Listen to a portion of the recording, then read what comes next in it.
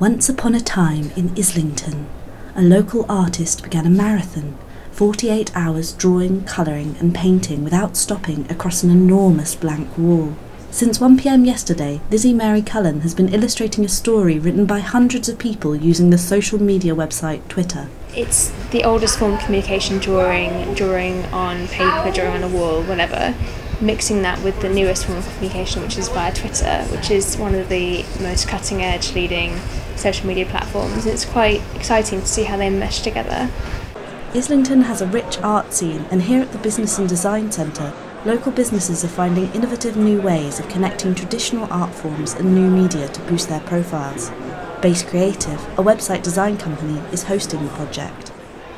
Well, being based in Islington, it was really important to us, important to me personally, to make sure that local-based people were involved in this project here, more so involved in the Islington Chamber of Commerce, and they've been a big supporter of this project as well. You can tweet the artist until 1 o'clock tomorrow to become part of the story.